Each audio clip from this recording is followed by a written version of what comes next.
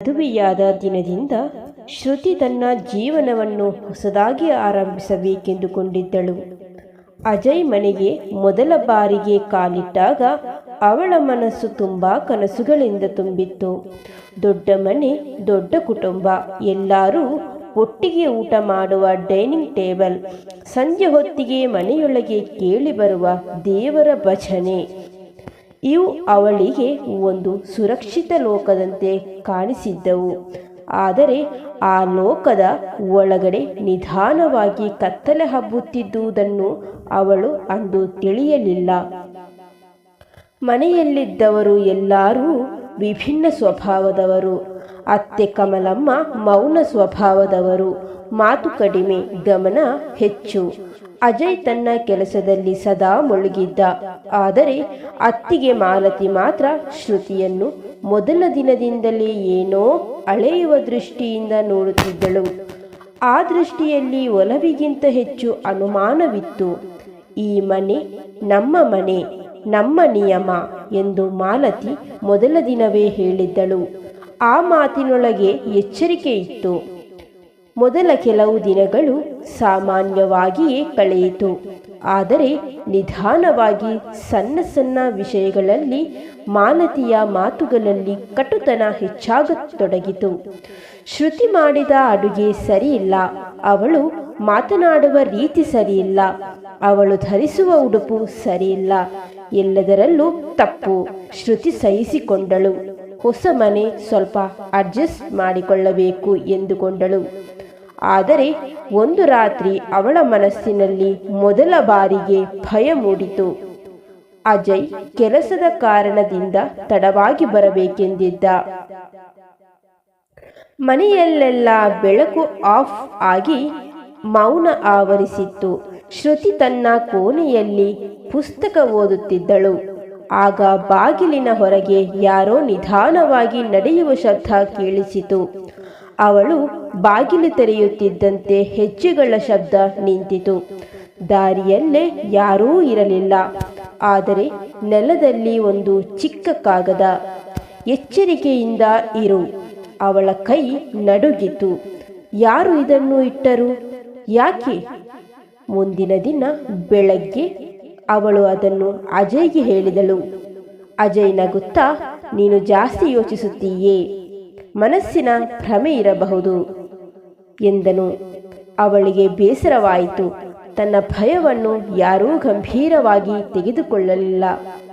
ಇದರ ನಡುವೆ ಮೈದುರ ಕಿರಣ್ ಮಾತ್ರ ಅವಳಿಗೆ ಸಹಜವಾಗಿ ಮಾತನಾಡುತ್ತಿದ್ದ. ಕಾಲೇಜಿಗೆ ಹೋಗುವ ಹುಡುಗ, ಮನಸ್ಸು ಸರಳ.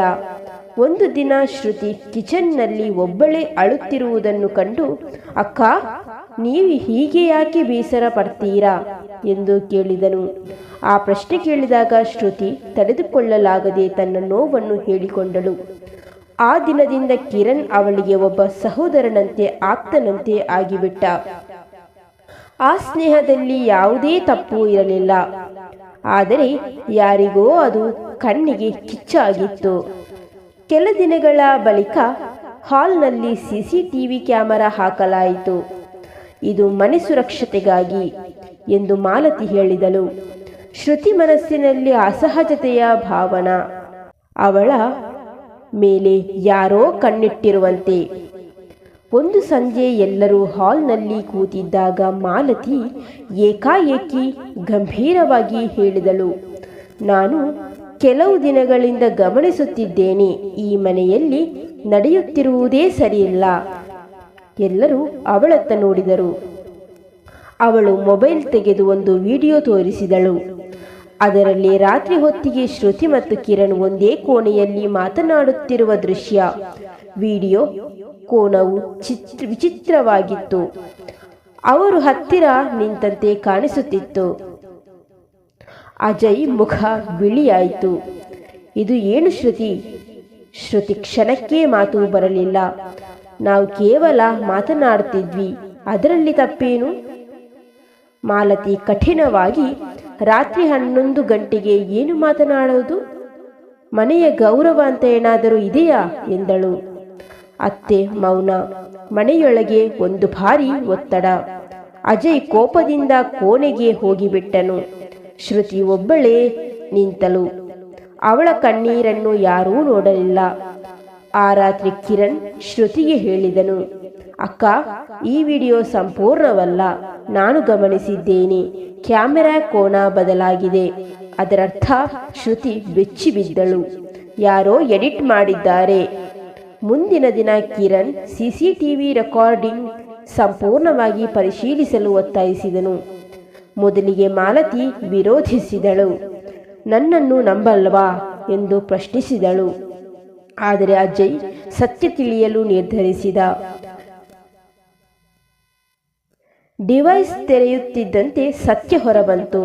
ಆ ರಾತ್ರಿ ಮೂಲ ಫುಟೇಜ್ನಲ್ಲಿ ಶ್ರುತಿ ಕಿಚನ್ನಲ್ಲಿ ಹತ್ತಿರುವುದು, ಕಿರಣ್ ನೀರು ಕೊಡುವುದು ಮಾತ್ರ. ಯಾವುದೇ ತಪ್ಪು ಇಲ್ಲ. ಆದರೆ ಅದನ್ನು ಕಟ್ ಮಾಡಿ ಬೇರೆ ಕೋನ ಸೇರಿಸಿ ಹತ್ತಿರ ನಿಂತಂತೆ ತೋರಿಸಲಾಗಿದೆ. ಅಜಯ್ ಮುಖ ಕೆಂಪಾಯಿತು. ಇದು ಯಾರು ಮಾಡಿದ್ರು? ಮೌನ. ಕೆಲ ಕ್ಷಣಗಳ ಬಳಿಕ ಕಿರಣ್ ನಿಧಾನವಾಗಿ, ಈ ಸಿಸಿಟಿವಿ ಪಾಸ್ವರ್ಡ್ ಅತ್ತಿಗೆಗೆ ಮಾತ್ರ ಗೊತ್ತು ಎಂದನು. ಮಾಲತಿ ತತ್ತರಿಸಿದಳು. ನಾನು ಅವಳ ಮಾತು ಅಡಕಾಯಿತು. ಕೊನೆಗೆ ಅವಳು ಕಣ್ಣೀರು ಹಾಕುತ್ತಾ ಒಪ್ಪಿಕೊಂಡಳು. ನನ್ನ ಜೀವನ ಹಾಳಾಗಿದೆ. ನನ್ನ ಗಂಡ ನನ್ನನ್ನು ಬಿಟ್ಟು ಹೋಗಿದ್ದಾನೆ. ನಾನು ಈ ಮನೆಯಲ್ಲಿ ಯಾರಿಗೂ ಮುಖ್ಯವಲ್ಲ. ಶ್ರುತಿ ಬಂದ ಮೇಲೆ ಎಲ್ಲರೂ ಅವಳನ್ನೇ ಮೆಚ್ಚಿದರು. ನನಗೆ ಅದು ಸಹಿಸಲಿಲ್ಲ. ಅವಳ ಮಾತಿನಲ್ಲಿ ನೋವು ಇತ್ತು, ಆದರೆ ಮಾಡಿದ ತಪ್ಪಿಗೆ ಕ್ಷಮೆ ಇರಲಿಲ್ಲ. ಅಜಯ್ ನಿಧಾನವಾಗಿ ಶ್ರುತಿಯತ್ತ ನೋಡಿದನು. ಅವನ ಕಣ್ಣಲ್ಲಿ ಪಶ್ಚಾತ್ತಾಪ. ನಿನ್ನನ್ನು ನಂಬಲಿಲ್ಲ ಎಂದನು. ಶ್ರುತಿ ಮೃದುವಾಗಿ ಉತ್ತರಿಸಿದಳು, ನಂಬಿಕೆ ಒಡೆದರೆ ಸಂಬಂಧ ಉಳಿಯುವುದಿಲ್ಲ. ಮಾಲತಿ ಆ ಮನೆಯಲ್ಲಿರಲು ಸಾಧ್ಯವಾಗಲಿಲ್ಲ. ಕೆಲವು ದಿನಗಳ ಬಳಿಕ ಅವಳು ಹೊರಟಳು. ಮನೆ ಮತ್ತೆ ಮೌನಗೊಂಡಿತು. ಆದರೆ ಈ ಬಾರಿ ಆ ಮೌನದಲ್ಲಿ ಸತ್ಯದ ಭಾರ ಇರಲಿಲ್ಲ. ಶ್ರುತಿ ನಿಧಾನವಾಗಿ ತನ್ನ ಜೀವನವನ್ನು ಮರು ಪ್ರಾರಂಭಿಸಿದಳು. ಅಜಯ್ ಅವಳನ್ನು ಹೆಚ್ಚು ಗಮನಿಸಲು ಪ್ರಾರಂಭಿಸಿದ. ಕಿರಣ್ ತನ್ನ ಓದಿನಲ್ಲಿ ಮುಳುಗಿದ. ಅತ್ತೆ ಮನಸ್ಸಿನಲ್ಲಿ ಒಂದೇ ಪಾಠ ಕಲಿತಳು. ಅನುಮಾನವು ಮನೆಯೊಳಗೆ ಬೆಂಕಿಯಂತೆ. ಒಂದು ಸಂಜೆ ಕಿಟಕಿಯಿಂದ ಒಳಬರುವ ಬೆಳಕನ್ನು ನೋಡುತ್ತಾ ಶ್ರುತಿ ಯೋಚಿಸಿದಳು. ಸಂಬಂಧಗಳಿಗೆ ಬೆಳಕೊಡದವರು ಕೊನೆಯಲ್ಲಿ ಒಂಟಿಯಾಗುತ್ತಾರೆ. ಆದರೆ ಸತ್ಯ ಮತ್ತು ನಂಬಿಕೆಯನ್ನು ಹಿಡಿದಿಟ್ಟವರು ಯಾವ ಕತ್ತಲೆಯಲ್ಲೂ ಬೆಳಕು ಕಂಡುಕೊಳ್ಳುತ್ತಾರೆ. ಆ ಮನೆಯೊಳಗೆ ಮತ್ತೆ ನಗು ಕೇಳಿಸತೊಡಗಿತು. ಆದರೆ ಆ ನಗುವಿನ ಹಿಂದೆ ಒಂದು ಪಾಠ ಸದಾ ಜೀವಂತವಾಗಿತ್ತು. ಅನುಮಾನಕ್ಕಿಂತ ನಂಬಿಕೆ ದೊಡ್ಡದು, ಅಸೂಯಕ್ಕಿಂತ ಪ್ರೀತಿ ದೊಡ್ಡದು. ಸಂಬಂಧಗಳಿಗೆ ಬೆಲೆ ಕೊಟ್ಟರೆ ಮನೆ ಉಳಿಯುತ್ತದೆ. ಧನ್ಯವಾದಗಳು.